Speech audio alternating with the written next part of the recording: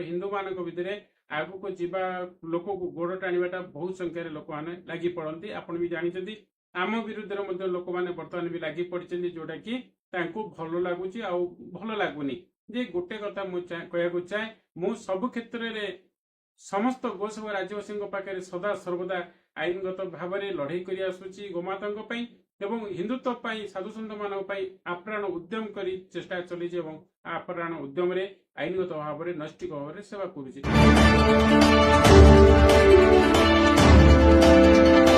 नमस्कार मु रोनी राजधानी स्पेशल न्यूज को स्वागत करछि। हम सहित अछंती एडवोकेट सुरेश कुमार पंडा सर। सर नमस्कार। आज्ञा प्रणाम। आपनक माध्यम रे गणित दर्शक बंधु मानक मोर हार्दिक अभिनंदन और स्वागत। सर एबे गोटे नारा चलछि सबुआडे मार्च 21 भुवनेश्वर चल तार उद्देश्य कोन रहिछि को माने सब आसुचंदी और कोठी की जाउचंदी आपण माने देखंतो आसंता 21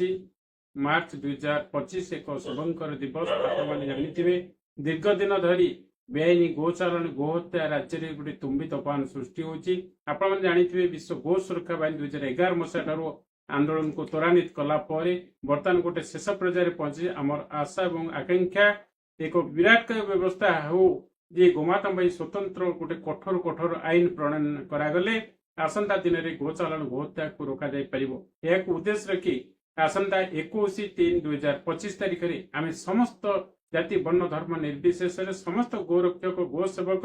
एवं समस्त गोसेवा कार्य करुवा समस्त अनुष्ठान को आम आह्वान करुचु आसंता 21/3/2025 भुवनेश्वर आम समस्ते मिसिबा एक जन आंदोलन में परिणत करवा जहाँफल कि राज्य सरकार बाध्य हे आईन को प्रणयन करने जद्वारा कि बेआईन गोचारण गोहत्या निश्चित भाव में रोक लगी पार। गोरक्षक मान कौन कहू चाहते मोर अनुरोध समस्त गो सेवक गोरक्षक बंधु और भाई और भौणी मैंने मोर निवेदन देखो गोमाता को सुरक्षा देवाई राज्य में जो तुम्बी तोफान चली आम दरकार पड़े रास्ता को ओह्लौचे एवं रास्ता रे बेआईन गोचालन कर रोकिया समय केतले गुड़ी खाऊचे तो केतले जेल जाऊचे तो केतले मरणांतक आक्रमण आक्रमण होचे किंतु यदि कठोर कठोर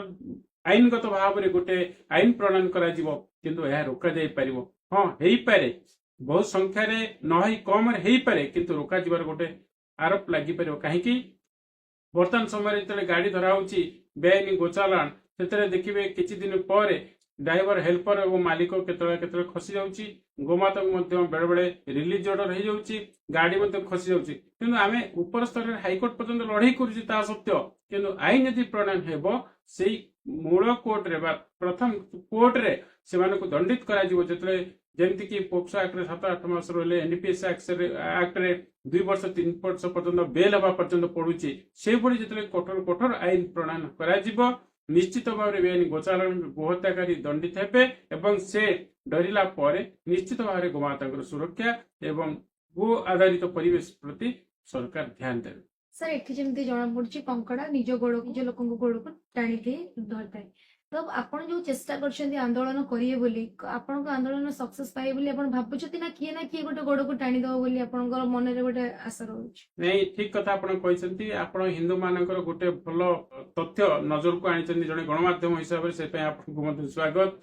आपण ठीक बार बुझिछन्ती हमर हिंदू मानक भितर आगु को जीवा लोक को गोड़ टाणीटा बहुत संख्यार लोक मैंने लगी पड़ती आपण भी जानते आम विरुद्ध लोक मैंने बर्तमान भी लगी पड़ते जोटा कि भल लगुच भल लगुनि जे गोटे कथा मुझे कहू चाहे मु सब क्षेत्र में समस्त गोसभा राज्यवासी पाखे सदा सर्वदा आईनगत भाव में लड़े कर आसूची गोमाता एवं हिंदुत्व साधु सन्त मान आप्राण उद्यम कर चेष्टा चली आप्राण उद्यम आईनगत भाव में नैष्ठिक भाव में सेवा करुच्ची किंतु हेले भी किसी नेतृस्थ व्यक्ति निश्चित भाव में आमको खराब ना खराब कहते बेले बेले बेंग बनी दौरान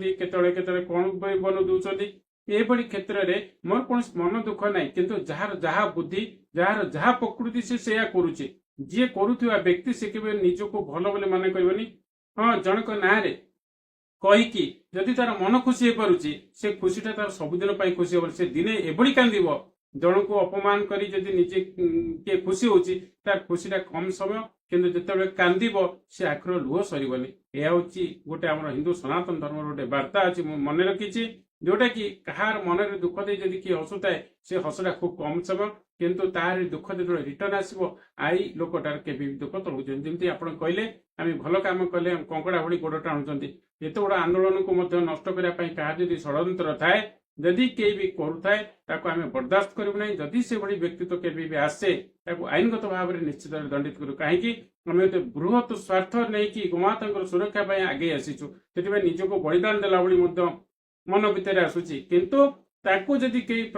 ଘାତ ପ୍ରତିଘାତ କରିବ କିମ୍ବା ନଷ୍ଟ କରିବା ପାଇଁ ଚାହିଁବ କିମ୍ବା ଆମମାନଙ୍କ ବିରୁଦ୍ଧରେ କୌଣସି ଜାଗାରେ ସ୍ୱରୋତ୍ତୋଳନ କରିବ, ତାହାର ଜବାବ ଆମେ ତ ଦବୁ, କିନ୍ତୁ ଗୋମାତା ମଧ୍ୟ ତାକୁ କଡା ଜବାବ ଦେବେ। ସାର୍ ସେଦିନ କେତେଟା ସମୟ ଆଉ କୋଉ ଜାଗା ଟିକେ କହିବେ? ଆମର ଦେଖନ୍ତୁ ଆକ୍ଚୁଆଲି